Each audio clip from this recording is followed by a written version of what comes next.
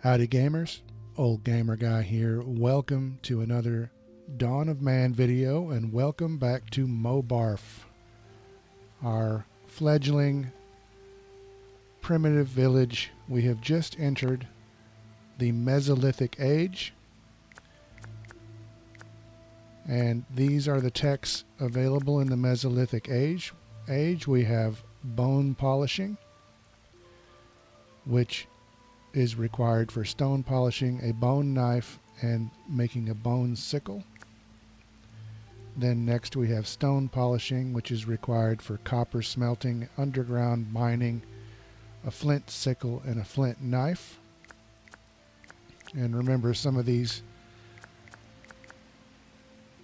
this is copper smelting all the way down here in the copper age, but you have to get stone polishing first. So some of these things that I'm reading are just prerequisites for something else down the line. We got pottery as a way to get into the Mesolithic. That was the last thing that we purchased in the last video. But now we can collect water from the river, and this is also required for well digging. Then we have archery, which is required for fortifications and a bow. We have grain processing required for haystack, a mortar, pulse processing, flour, and bread.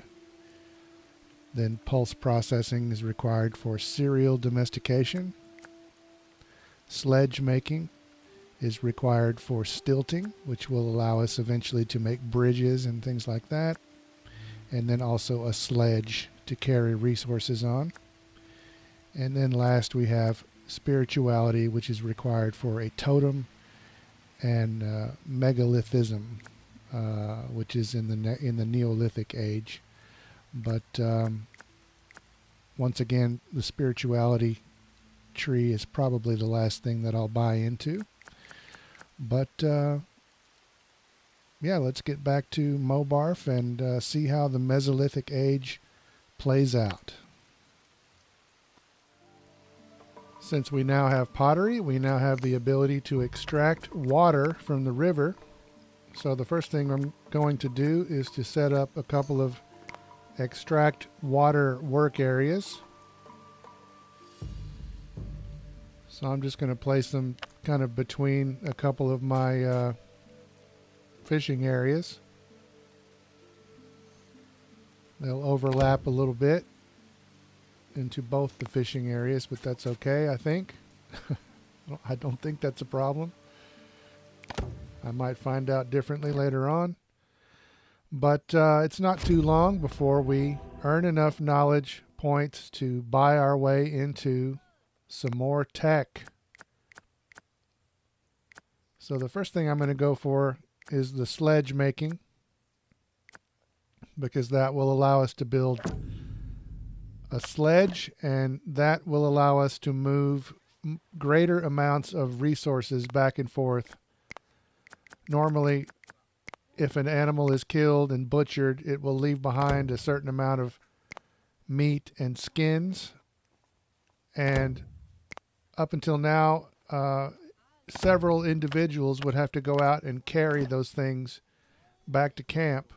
But with a sledge, a single individual might be able to do it by themselves. I don't know if you just heard that, but somebody just died of old age. And there's the dead body being carried up to the burial mound by a villager. It looks like another old villager, actually.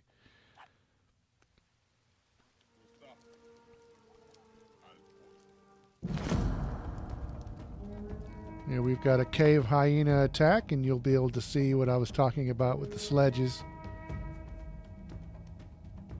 But right now we've got to take care of these hyenas. There's more than one, although at the time I didn't realize it, and I sounded the all clear, but there turned out to be another one. We had a few more deaths during this age than in the Paleolithic age. People died of old age, they died of various animal attacks. But nobody died of starvation, which is good. I've managed to keep enough food around for everybody.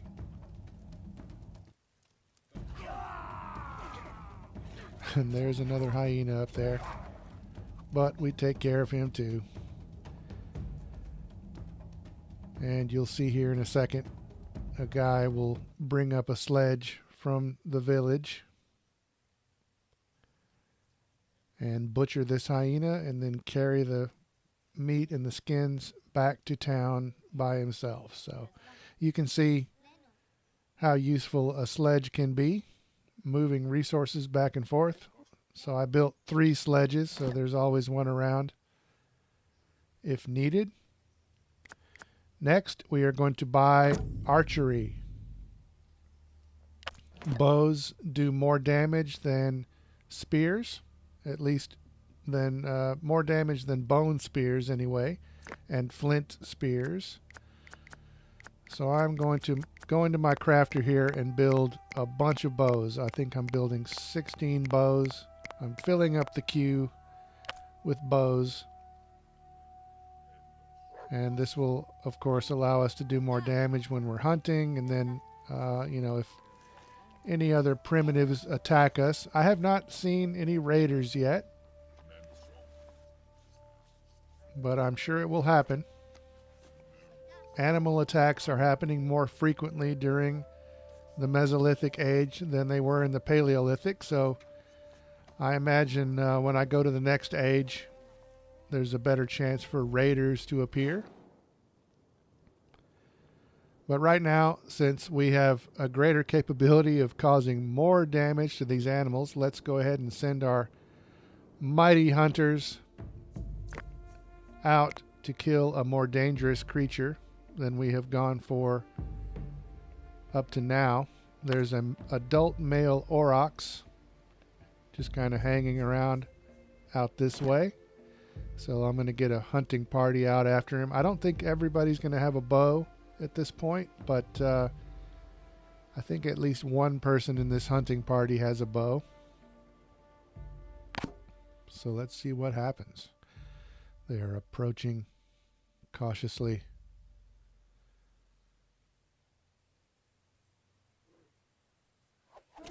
And they take care of the Oryx with relative ease with the help of their good primitive puppy dog pet.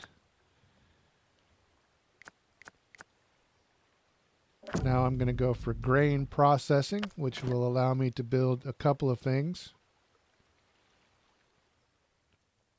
I can build a haystack so we can store hay, although I'm not really sure if there's anywhere I can get hay around here. And then also a mortar, which will allow us to grind grain into flour.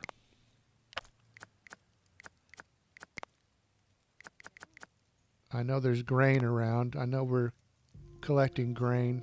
I'm not sure what we'll do after it turns into flour, but I'm going to go ahead and build the mortar anyway. And then a haystack. And I like to have all my storage over on this side of the camp, so I'm going to put my haystack over here. It doesn't really matter which way it's facing.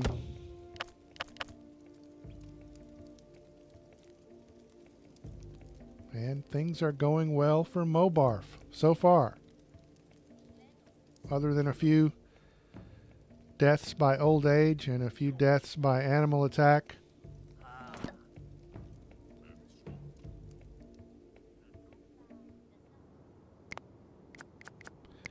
A couple of my hunting areas have sort of been cleared out for the moment. I think they will eventually replenish, but right now they're empty, so we're not bringing in as much food as we were. So I'm going to create another couple of hunting areas, and I'm going to include some animals that are orange in color. You can see there in our primal vision, which means that they're a little bit more dangerous than the green ones. But our hunters have shown that they can handle some tougher animals now. I'm going to avoid those, I guess those are woolly mammoths. I'm going to avoid those for now.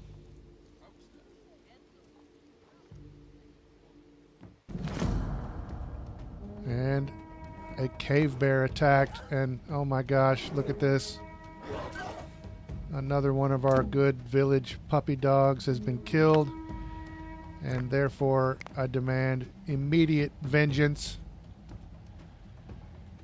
You killed my dog, man. This aggression will not stand, man. So screw you, cave bear. You must die.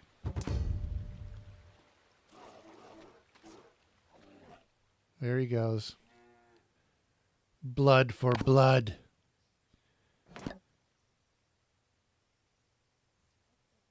We get a couple of guys out here with sledges, but only one of them fills his sledge up, and the other guy just left his sledge sitting there. He just was so disgusted because he dragged it all that way.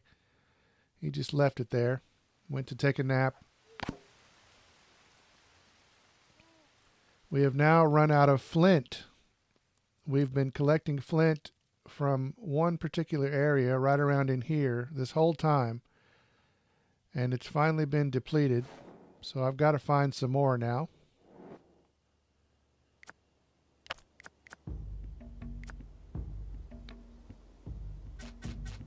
There are a few solitary little deposits, but I would rather find an area with a bunch of flint, even if it's kind of farther away from camp.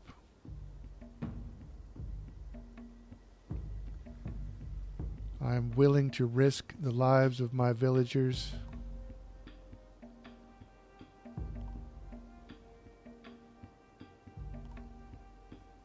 Because there's not an area close to camp that appears to have a lot of flint around.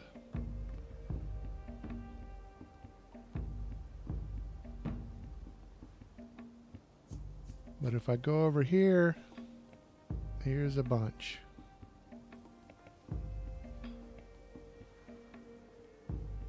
So let's see how much I can get inside the circle here. That's a good amount of flint right there. It'll take us a while to deplete that, but villagers will be more in danger going farther away from camp. At this point, I have bought into the final part of the, I guess it's spirituality in the tech tree. So I'm building a what I think is called a nature totem over here, but I need a log to complete it. So we'll cut down a tree over here somewhere just to make some more room for building some tents.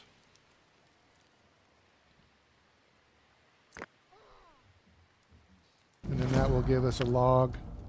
But right in the middle of all that, a cave lion attacks. He's attacking in a very laid-back manner. He's just sort of strolling into camp. He gives us all plenty of time to gather with our spears and our bows and our knives and our axes. And then he's quickly dead.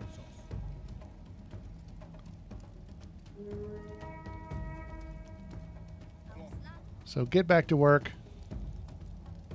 Stop being lazy.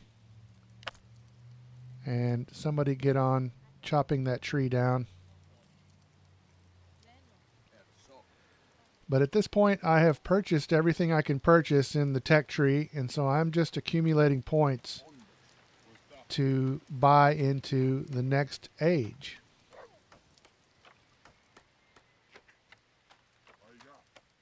But we'll go ahead and cut this tree down. You can see the guy's got a sledge there. And he loads up, looks like 3 logs maybe. You can see we've got 3 burial mounds up there now. There's the log, and now the nature totem is taking shape. That guy needs a nap.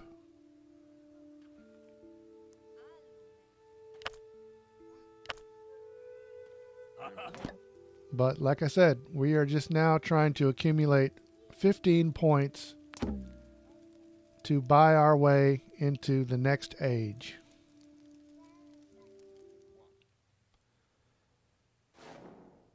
So hunting animals you've never hunted always gives you an extra point.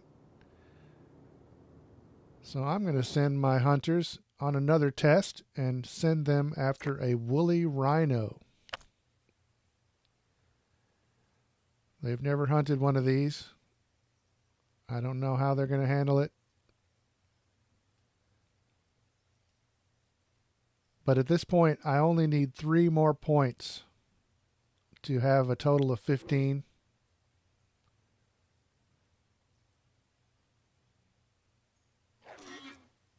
And this rhino kind of surprisingly runs away for a little bit and then turns around to try to fight. And he's definitely a tough customer, but we take him out. And I only need 1 more point to get to 15. And it wasn't long before I collected enough resources, water, I think, to give me that last point. So now here we go. I've got 15 points. And we are purchasing cereal domestication, and we are officially in the Neolithic age. So we will check out the Neolithic age in the next video. But for now, thanks for watching.